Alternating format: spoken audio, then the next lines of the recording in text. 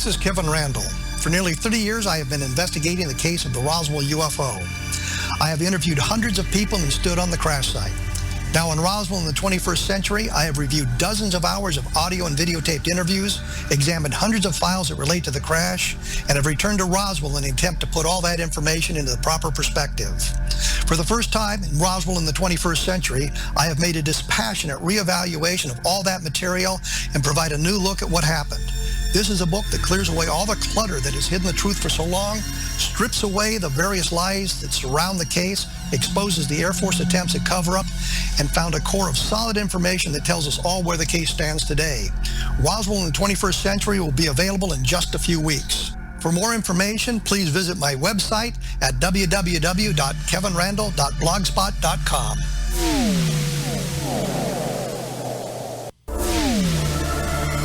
The X Zone Radio Show with Rob McConnell is largely an opinion talk show. All opinions, comments, or statements of fact expressed by Rob McConnell's guests are strictly their own and are not to be construed as those of the X Zone Radio Show or endorsed in any manner by Rob McConnell, Relmar McConnell Media Company, the X Zone Broadcast Network, its affiliated networks, stations, employees, or advertisers.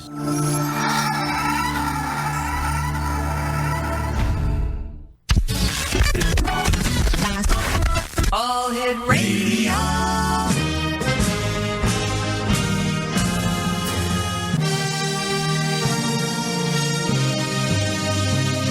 Welcome to the X Zone, a place where fact is fiction and fiction is reality. Now, here's your host, Rob McConnell.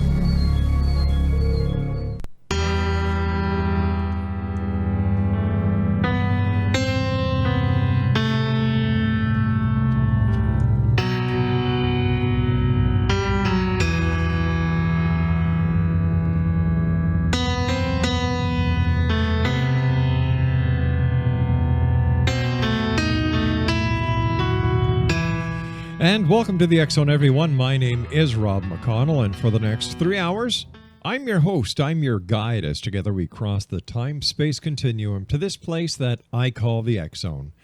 It's a place where people dare to believe and dare to be heard. It's a place where fact is fiction and fiction is reality. And the X Zone comes to you Monday through Friday from 11 p.m. Eastern until 2 a.m. Eastern, right here on the X Zone Broadcast Network and our growing family of broadcast affiliates right around the world, as well as on TalkStream Live. Now, if you'd like to send me an email, the email address is studio@xzoneradiotv.com, on all social media sites, X Zone Radio TV, and our main radio website at xzoneradio.com. My first guest tonight is Greg Lawson. He is a 10-year military veteran and a career law enforcement officer with over 24 years of experience. He has worked as a mental health investigator and a child abuse, sex crimes, and homicide detective. He specializes in interview techniques and investigative procedures, also teaching these disciplines to Texas law enforcement officers. He began his fascination with the paranormal at the early age and was informally ghost hunting while in high school in the late 1980s, before it became popular. His expansive and diverse background, along with his academic studies, leads to his interdisciplinary approach. One of his specialties is 10-year study of the reported UFO crash at Roswell, New Mexico. His unique perspective of the incident impacts a whole host of possibilities to the mysteries of that event.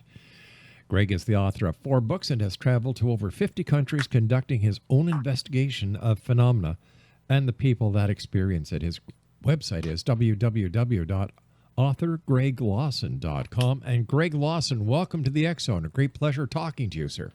Thanks, Rob. Glad to be here. Listen, before we start the interview, I would just like to thank you and the other members of law enforcement for the wonderful job that you do. Now, I'm an ex-cop myself. I know what it's like to wear a badge. And unfortunately, in today's society, you guys don't wear badges, you wear targets. So I know the millions of members of the X Zone Nation, we want to thank you and every other member of law enforcement and the first responders that are there for us. Well, we thank you guys also. It's an honor to be able to do that for you. All right, Greg, tell me about that first time you inadvertently started ghost hunting when you were in high school. Oh, we used to go out in a small town in Rockdale, Texas, and there's not a lot to do. And so, if it wasn't cruising the town or hanging out in the Walmart or Sonic parking lot, we spent a lot of time out in fields. We spent a lot of time, looking for something to do. So, quite naturally, we would gravitate to graveyards. We'd gravitate to abandoned buildings, that sort of thing. So, that's kind of what we did, just to kind of scare each other, and so mainly we just had fun. All right, Roswell, New Mexico. That has to be one of the most, if not the mecca of ufology. And there are so many ways that people are looking at Roswell. There are so many theories. There are so many different explanations for what happened, everything from mogul balloons to crashed UFOs. What is your take on Roswell? Well, there's absolutely no doubt.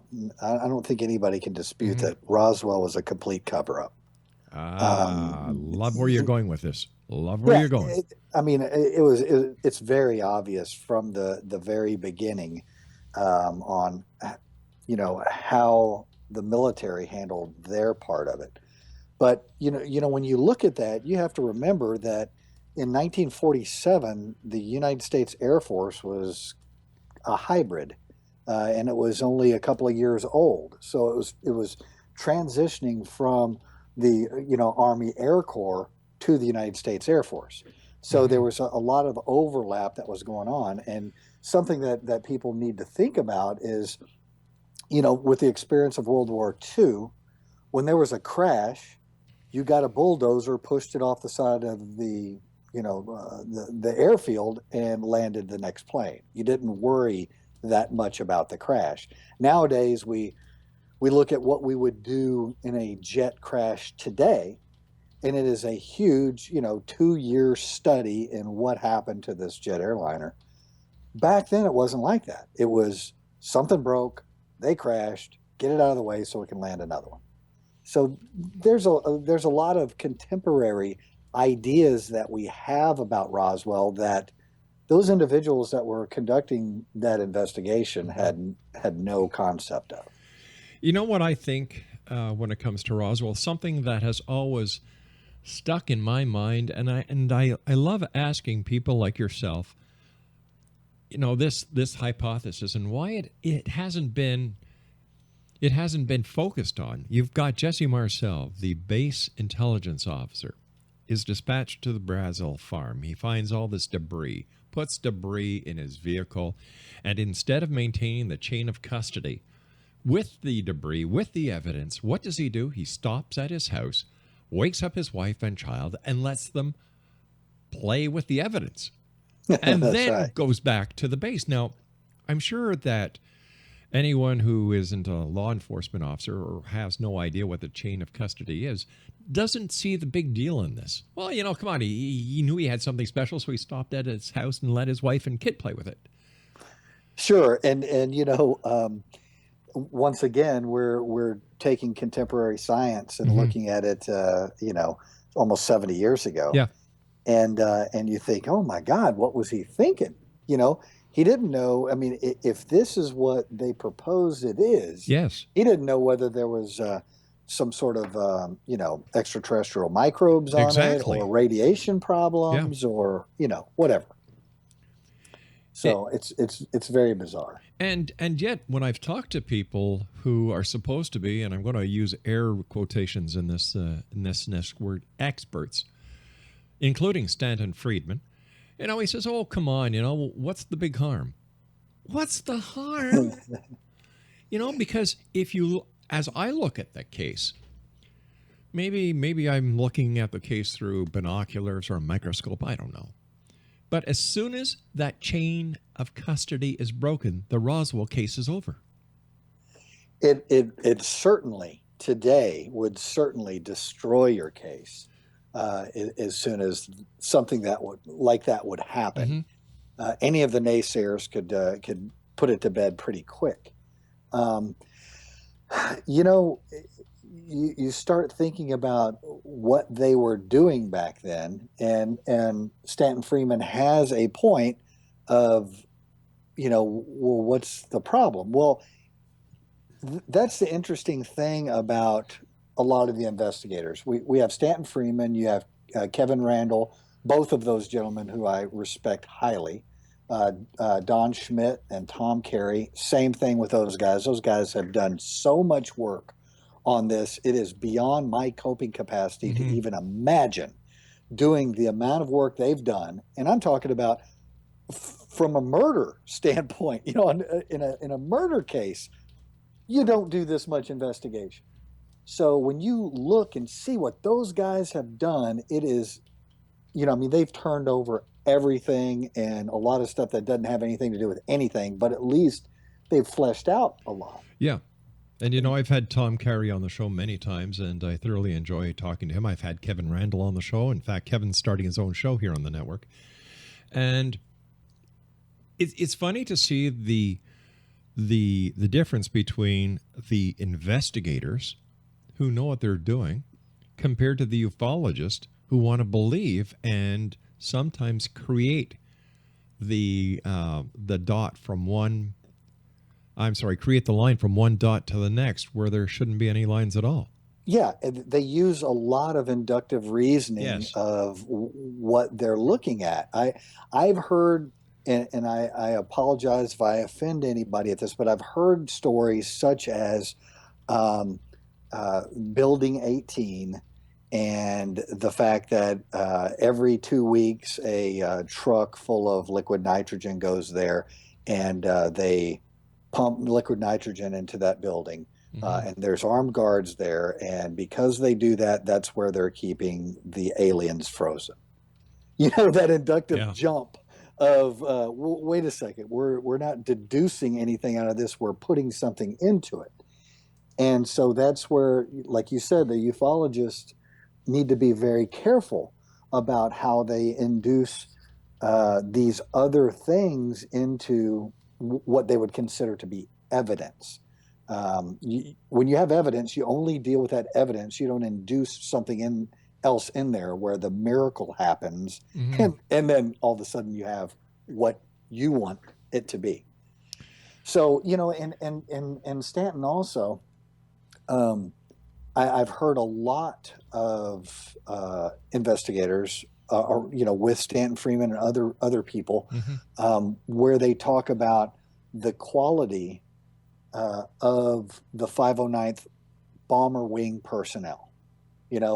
These guys are the ones that were responsible for dropping, nuclear weapons. They had the nuclear bomb. They were the top echelon of the military at the time. Well, their top echelon military intelligence officer stopped by his house and showed his kids the UFO parts. So a lot of times the storyline kind of bends a little bit when it's convenient. So I know from working in the military and being in, what I would consider prestigious units, that we have knuckleheads at our units. And, that's just what happens. And somehow they get in there, and I might be one of them, and I just don't know it yet. But that's what happens. So you can't, use an all-inclusive thing saying just because they're part of the 509th Bomb Group, Right. the Atomic Bomb Wing, they can't make a mistake. They can't misidentify something. They can't accidentally leak some information or stop by their house and let their kid touch the parts. No, but once again, to many of the so-called investigators, that shouldn't make any difference. And then they say, well, he knew what he had. Well, how did he know what he had? Right. Yeah. And we're going from, once again, 60 years later. I have been touted as a ufologist. Right. I am a Roswell researcher. If you ask me about other, UFOs that have happened around the world, I'm probably not going to know half of them, maybe even less. And most of them that I focus in on are things that I know are false. Certain lights in the sky that I know for a fact are flares because I've been in situations where military aircraft are dropping flares, Right. and I know what they look like. So for an average person, it would look like the front end of a spaceship that's coming out of the cloud. But if you've been overseas or you've been to a battle area and have seen that, you recognize it. So, there's a lot of misconceptions about a lot of things. And then when somebody really sticks to their guns about a particular thing, it really damages their credibility. So I don't know. So tell me, what do you think really happened at Roswell? You said it was a cover-up. What kind of cover-up? It absolutely was a cover-up. It was designed from the very beginning as a cover-up. But here's the deal. I have helped work, and I have worked one homicide that by the time of the end of it, I knew I had a dead body. I knew I had two people that were culpable for causing the death of this person, and they did it intentionally. But I couldn't tell you how they did it because I heard so many lies during the whole investigation. Right. They changed their story so many times. There are so many different accounts. There's no way at the end of the day you could ever figure out what exactly happened. I knew what the mechanism of the injury was. I knew what the cause of the death was. I couldn't tell you why they did it. I couldn't tell you exactly how they did it. I just know they did it. And that is where Roswell lays for me. I have ridden, as far as for my research, I have ridden on the back of Stanton Freeman and Kevin Randall and Donald Schmidt, Tom Carey, Carl Flock, Bill Moore, and a whole host of others. So I have basically gone in and read their investigations, established whether they had credible and industry standard practices. If they didn't, I just discounted their information. If they did, I put that information into a column. Yes. And so that's where it lands as far as for sure a cover up. The things that you have to look at is the established timeline, and what also I consider, I call the Alpha report. What was the first report of this incident? That Alpha report can go with ghost stories also. Where did this story originate, and are we able to talk to that person or read that, family letter or entry in some sort of record? So, Mac Brazel reported this debris, almost 3 weeks before he went to the sheriff's office and turned it in. Wow. So that Alpha report, what delayed, this guy wasn't a dummy. He may not have been highly educated, but, I think he could probably recognize something that was really unusual. And we're talking about Brazel here. Right. Okay. Yeah. And so when you're looking at, maybe around June 14th or so of him possibly seeing some of this and sharing that information with other people, and then, being spurred by neighbors to go and take it to the sheriff. You need to go tell the sheriff about this. So, if we have a U-shaped aircraft with bodies, I'm pretty sure he's not going to, sleep on his ranch for another 3 weeks and then decide, I guess I better go report this. So that indicates to me that the original report, the original scene that he saw, was not that alarming to him, and to where he would wait until he went into town. I don't know if he was going to get groceries or what he was doing, but he goes into town and tells the sheriff. Now, this also, just from there, that lends the credibility of the crash at Corona, or the suggestion that, Stanton Freeman had made, that this wasn't the crash site. The site near Roswell on the ranch was not the crash site. That it could have been an impact site, and the crash site could have been over near Corona, miles and miles away, and that would make sense if a contemporary, or not a contemporary, if we took a rock and skipped it across the water. Yeah.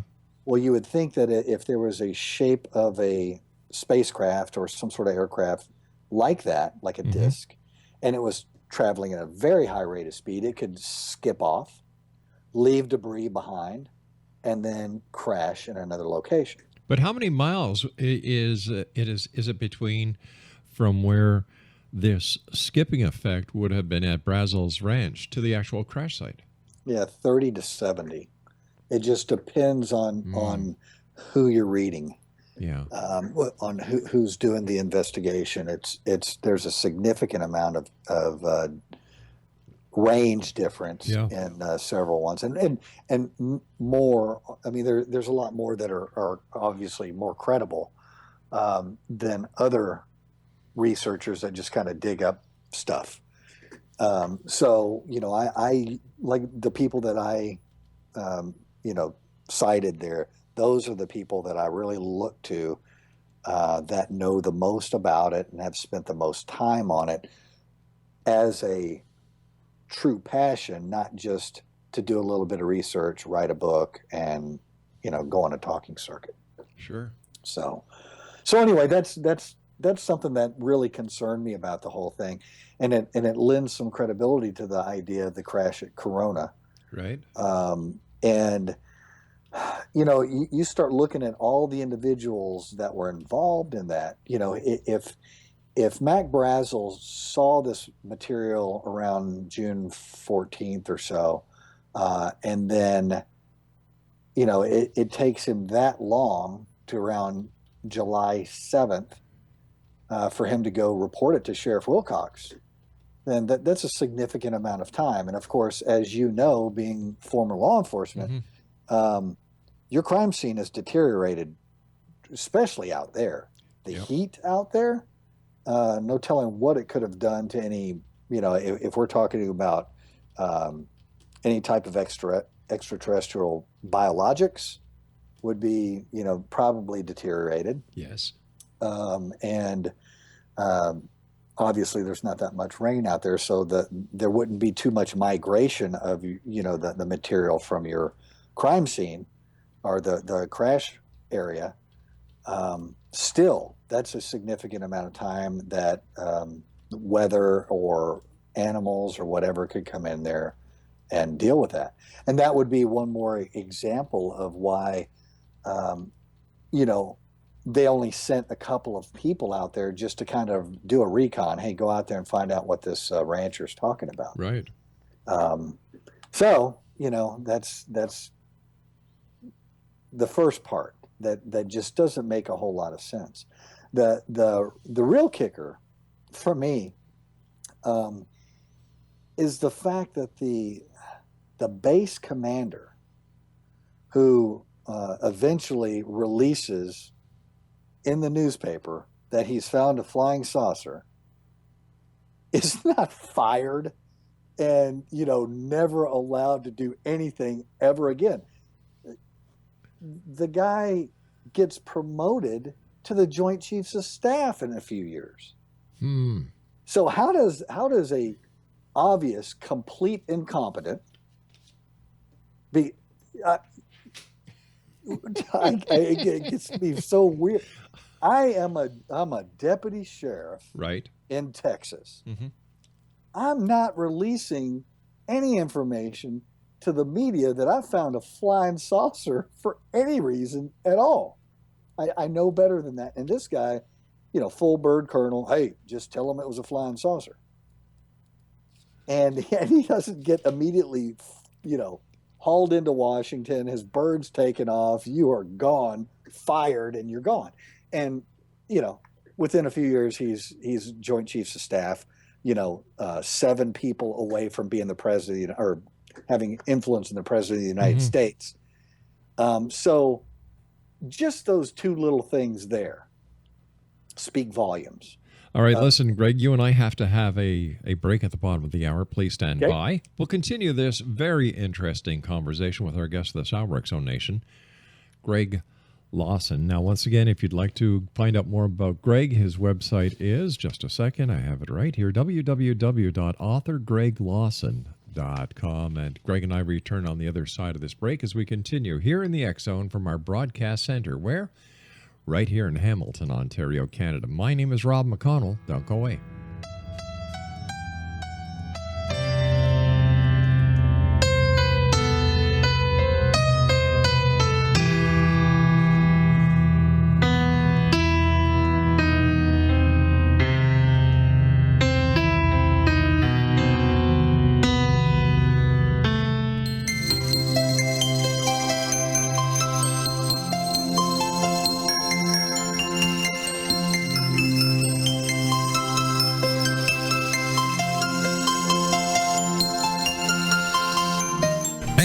Your X-Zone Weekly Horoscope for August 8 to August 15, 2016.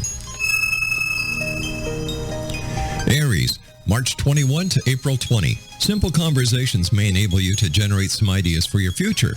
New social networks may be providing you with a new venue for your talents. Your lucky numbers are 12, 23, 28, 30, 37, and 49. Taurus, April 21 to May 21.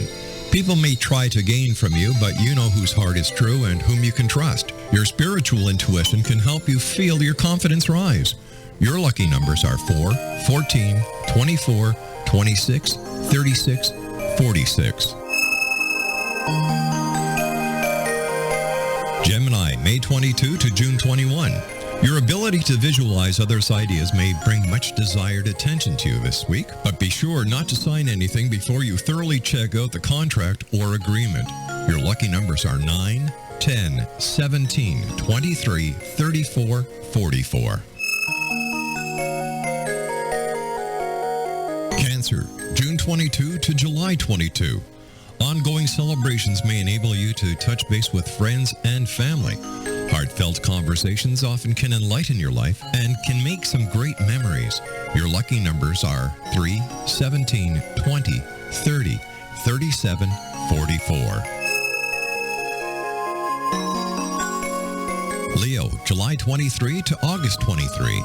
Something dramatic may trigger some strong memories of the past experiences. Use your sense of humor to help you get past these feelings and push forward. Your lucky numbers are 21, 32, 34, 36, 39, and 42. Virgo, August 24 to September 23. A first step in success may be to start assuming more responsibility. Communications from a great distance may end up greatly contributing to your immediate plans. Your lucky numbers are 1, 7, 17, 24, 31, and 43. Libra, September 24 to October 23. You might need to prioritize your actions in order to make a change for the better. Keeping your objectives in mind can also help you find the right strategy. Your lucky numbers are 4, 5, 11, 13, 19, and 21. Scorpio, October 24 to November 22. You already may know exactly what you need to do. Believe in yourself, and others are more likely to notice you as well. Acting more decisively helps develop your confidence. Your lucky numbers are 13, 15, 27, 29, 31, and 36. Sagittarius, November 23 to December 21. Your loyalties may be tested. You may feel like blowing up, but try to keep your emotions under control. Once you do, cooler heads can prevail. Your lucky numbers are 24, 27, 31, 34, 38, and 44. Capricorn, December 22 to January 20th. Your patience may be required in order to focus on some important personal decisions. Try looking at the bigger picture, and the smaller details might fall into place. Your lucky numbers are 17, 24, 26, 38, 40, and 43. Aquarius, January 21 to February 19. Once things start to settle down, you may be able to see the current situation from a different perspective. Answers can help increase your confidence level. Your lucky numbers are 8, 13, 17, 25, 36, and 44. And Pisces, February 20 to March 20. Others may be envious of your success. The less you reveal about yourself and your plans, the better. Be careful about giving out personal information. Your lucky numbers are 8, 12, 13, 19, 23, and 33. For the X-Zone horoscope for the week of August 8 to August 15, I'm Rob McConnell.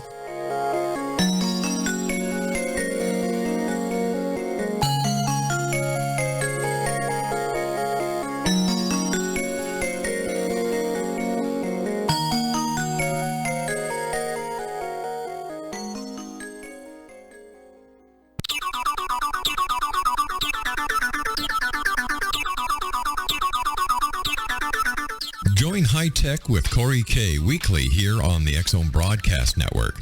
From the world of computers to the ever-popular computerized gadgetry that are becoming part of our everyday life and living and society. From kids and their gaming devices, teens and their smartphones, to the applications of personal and business computers. From hardware to software, from standalone units to network computers. Join high-tech guru Corey K. weekly right here on the X-Zone Broadcast Network as he takes on the topics that will be of use and great value to the international audience of the X-Zone Broadcast Network. High Tech with Corey K. weekends at 9 p.m. Eastern, only on the X-Zone Broadcast Network, www.xzbn.net.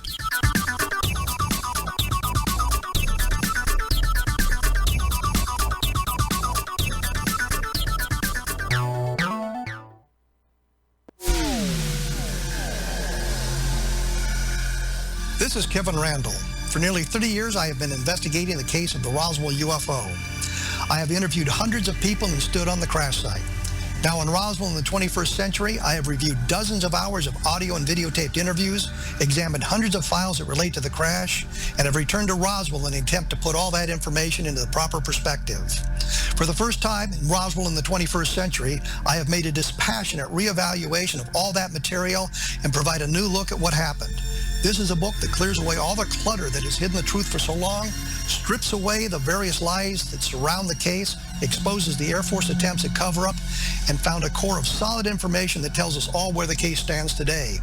Roswell in the 21st century will be available in just a few weeks. For more information, please visit my website at www.kevinrandall.blogspot.com.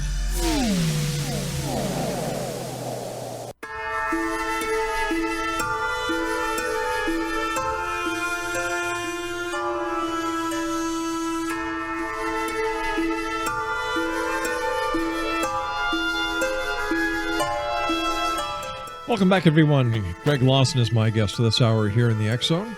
His website is authorgreglawson.com. Welcome back, Greg. Great having you here tonight with us in the X-Zone. So let's get back to the cover-up. Why do you think there was a cover-up? Well, there was all kinds of stuff that was going on in 1947. The World War II had just gotten over with. You're looking at the Nuremberg trials. Yeah. You're looking at all kinds of stuff that was happening after World War II.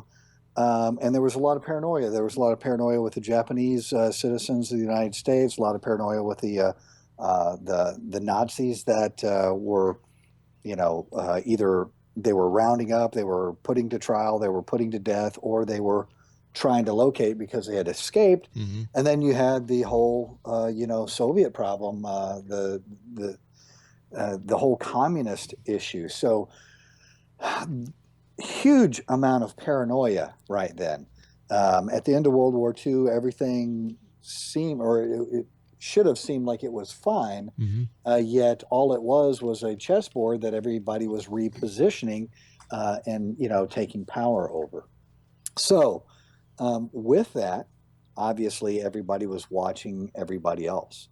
So there was, numerous experiments. There were numerous operations that were obviously spying on the Russians. Mm-hmm. They were spying on us. We were worried about China. There was all kinds of stuff that was going on. And so quite naturally, if it seems to me that many people that rise to positions of being in charge of things have very similar character traits. And one of those character traits is a real need to control everything.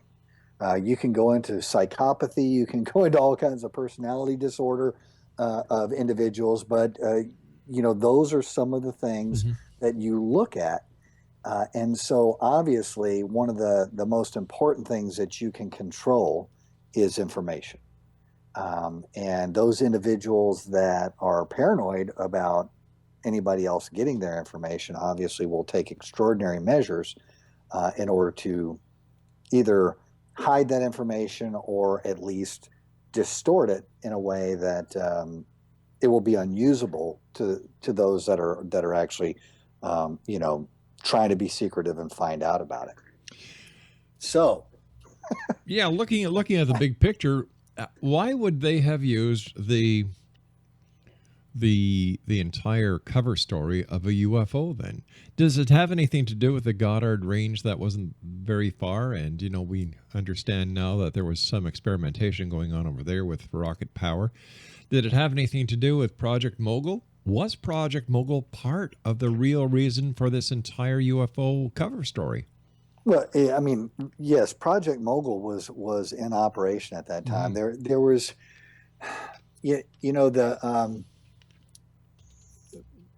there are so many things that are coming out into that area as far as experimentation. Like you said, the Goddard rocket information and all of that. So I guess the question is, the master never Mm-hmm. provides the answer. He only provides a better question.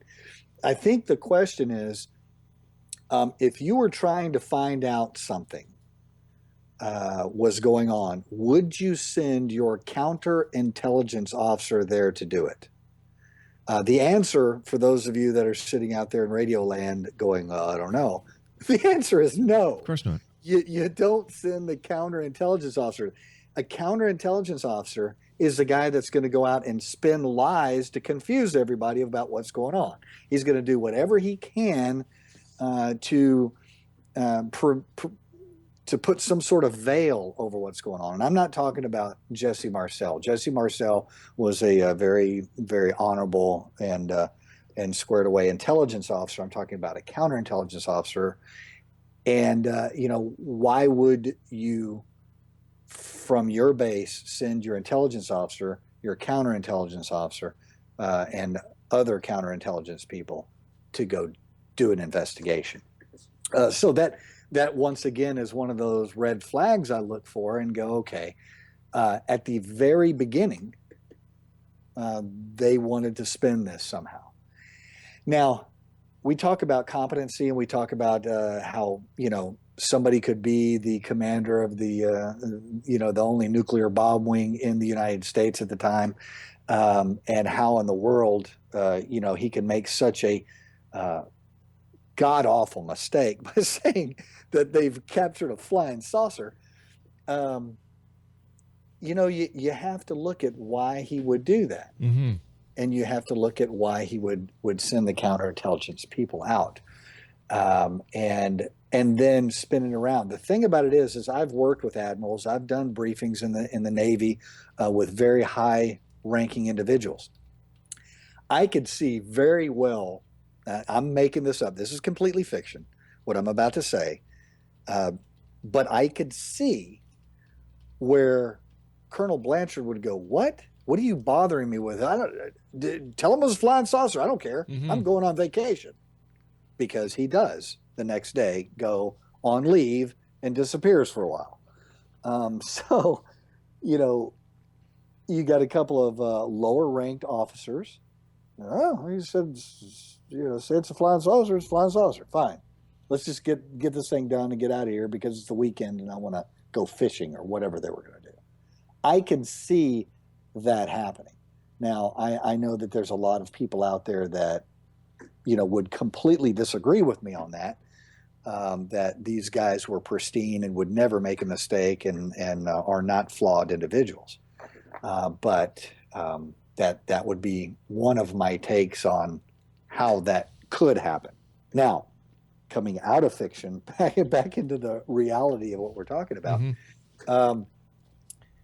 You had university working over there with high level, constant level balloons. New York University was operating a program that they were experimenting with a constant level balloon. You're talking, and then you talk about Project Mogul. All of these things were, secret projects. And they didn't want the Russians to know that we were listening. They didn't want them to know any of our technologies that we were trying to establish to figure out whether or not they had exploded an atomic bomb for themselves. So we're taking these extraordinary measures to pay attention to Russia, and of course looking at Russia saying, "Oh no, we trust you, everything's fine." So there's just a whole festering breeding ground of deception going on all around everything that doesn't have to do with the Roswell incident. So you throw the Roswell incident in the mix, and there you go. Wow. So let me ask you this. Based on the research that you've done over the years pertaining to UFOs, are UFOs from outer space, other planets, or are they terrestrial, or are they both? I would make a whole lot of money if I knew that. The only thing that I can tell you about as far as my direct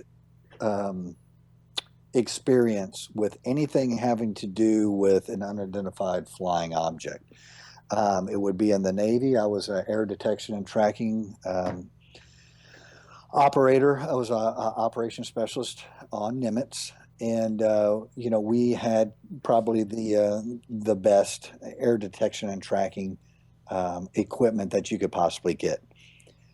You have to realize that individuals have to operate that air detection and tracking equipment, and there's different levels of it. You have your surface radar, you have your air search radar, you have also satellite imagery, which, by the way, you can get an app today that is more powerful than the satellites that I was working with when I was in the Navy in 1993. So just on your smartphone, that thing does more than what our big equipment did on Nimitz at that time. If you can just imagine how much that technology has grown just in that short amount of time. So, whatever the object is out there, you pick it up on your antenna that you're using. Let's say it's a satellite antenna per se, or it's a terrestrial-based antenna, or whatever it is. That information has to get into that antenna, then it has to be transformed into electric code, and it's going to come back down into your computer. Then your computer is going to have to make sense of it and put it up on a visual display, and then your brain is going to have to interpret that visual display of what that is out there. So there are certain ways that you identify those things. And you use air corridors, you use speed, you use turning radiuses, you use those things. So the U.S. military picks up anomalies all the time. So I've picked up plenty of anomalies that I can't explain. Right. Something that would fly far faster than a human being would be able to survive, make turns far quicker and far more advanced than a human being would ever be able to survive, follow terrain patterns, and look like it is an intelligent craft. But you have to remember, once again, it's being picked up by an antenna, transformed into this visual display in front of me, and then I have to make sense of it. So there's no doubt that there's plenty of unidentified flying objects out there. But if you start doing the math and do statistics of how many airline flights there are a day, how many private plane flights there are a day, how many military flights there are a day, the fact that there's over 2,000 satellites flying around up there, and if just about anywhere in the United States at dusk, if you pay attention, sit there, you'll watch satellites go by because it's dark where you are, but the sun is still shining, miles above you, and those satellites will catch those long rays and you'll see the satellite going by. So once again, I didn't answer your question, did I? Well, you're getting there. You're getting there. I'm talking in circles here. Yeah, there are plenty of UFOs out there, whether they're terrestrially based or off planet. I don't know. You look at some of these investigations, you say, okay, what the Roswell crash was, it was a crash between two extraterrestrial craft, and bodies were ejected at altitude. One of the ships went down, another one flew off, or they both went down, whatever the story is. Or, it was during a thunderstorm and it got struck by lightning, or, it had a power failure and crashed and skipped off. There's all these different ideas. My big problem is I understand time and space. It's more complex than I have a capacity to understand. As far as the distances, I don't think any of us as a human can understand the distances between, just from here to Jupiter. I don't think we could understand the distances because it's just phenomenal amount. So how in the world did this extraterrestrial spacecraft travel that far to end up over a small town in New Mexico and get struck by lightning? That doesn't work for me, man. I don't know. Maybe they don't have lightning back on their planet. But if you can travel that far time and space, and the whole lightning hypothesis to me is ridiculous. Once again, it's that inductive reasoning that, there was there was a storm that night, so lightning struck the craft and it went down. We're bordering on fiction when we start doing that. Once we get outside of our physical evidence, we're bordering. We're going into fiction and hypothesis. So how do we account for a lot of the sightings that people claim that they have contact with extraterrestrials? How do we explain the people who believe they've been abducted by extraterrestrials, going back to the Betty and Barney Hill episode? Then you've got Travis Walton. How do we explain this? Is this all part of a psychosis, that it has nothing to do with reality except in their own minds? I wouldn't say that. I was a mental health officer for a couple of years, and for those of you who don't know what a mental health officer does, when the psychiatrists, psychologists, social workers fail, and people are left on the street to fend for themselves, or they're at home and they have no, support mechanisms, and they really deteriorate. Typically, they do something very dangerous or odd, and police are called. Well, as soon as the police find out that it's somebody who has a mental illness, they call a mental health investigator. So as a cop, you go over there and you investigate them on whether they meet the criteria for commitment into a hospital. Right.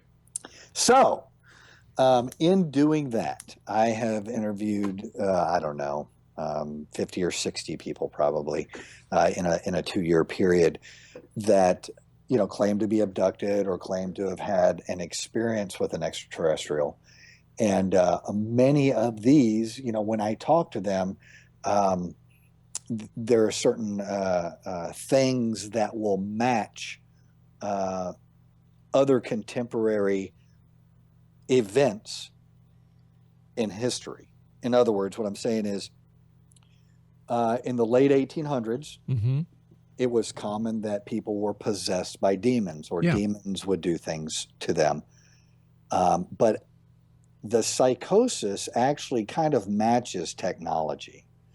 So as technology advances, the psychosis advances, and it starts using the technology in the psychosis. So where we have much less demon possession now, we have much more alien abduction. And so that's an interesting correlation on the whole mental illness side of it. So the individuals that I have talked with at length that do not manifest psychosis, however, have these events and are very adamant about how the events occur and when they occur, and that they are usually in the same type pattern. I have a couple of friends of mine that will do some MRIs for free, and I invite them to allow us to do an MRI. The thing about that is I have never had anybody volunteer to do that. So that tells me that there's something else going on with the person also, because an MRI and some other a little bit more invasive things that they can do to establish whether in this individual has a mild form of epilepsy. There are certain epilepsy manifestations that will happen that could mimic some of the things that people are saying about contact with extraterrestrials. So when you tell me that you've had contact, and I say, okay, well, first, let's eliminate the naturally occurring things that we can eliminate, and you don't cooperate, then I'm once again at a dead end. So as you know, in an investigation, the first thing you do is you eliminate the naturally occurring things. Yes. In a murder, the first person you're going to go to is a family, because that is usually who kills a family member, is another family member. Yeah. So you always look there first. It's the same thing with any kind of manifestations that people are having. Let's eliminate what could be naturally occurring first. Let's look at your eyes and make sure that you don't have some sort of retinal detachment that is causing these bright lights going on, that you see. There's all kinds of things that people can misinterpret. So you got to eliminate all that first, and then that leads you into the paranormal. That leads you to the abduction, or the demonic possession, or the spiritual interaction of whatever. So what we do is we eliminate the objective and then go on to what is left. Absolutely. Yeah. You have to control what we can control. I find it very interesting that people will use ghost hunting devices. You're using a normal piece of equipment that detects magnetism to detect paranormal. Well, magnetism is normal, so you're not detecting anything paranormal. How true. Yeah. So, hey, listen, Greg, this hour has gone by so fast. I'd love to have you back on in the near future so we can continue this conversation. Would you be up to that? I'd love it. Yeah. All right. I'll get my producer, Amanda Curran, to contact you. We'll get you on as soon as we can, because this is a fascinating topic. You're a fascinating guy, and looking forward to the next time you visit us here in the X Zone. Thank you, sir. I enjoyed it. You take care of yourself, Greg. Have a wonderful weekend, and stay safe. You too. Thank you. Bye-bye. X Zone Nation, Greg Lawson was our guest this hour. It's always great talking to somebody and listening to somebody who makes sense. And this is what is missing in this world of ours, is logic, reasoning, honesty. Because when he was talking about a fictional aspect, he said, no, this is going to be fictional. And I believe that this is what's missing in the paranormal, in the UFO community, is more realism. And this is why I love having law enforcement officers and military people on the show talking about these topics, because they know exactly what they're talking about. Now, I'll be back on the other side of this break as we continue here in the X Zone from our broadcast center in Hamilton, Ontario, Canada. Stephen Lachance is our guest. We're going to be talking about exorcisms and demons here in the X Zone from our broadcast center in Hamilton, Ontario, Canada. My name is Rob McConnell. Don't you dare go away.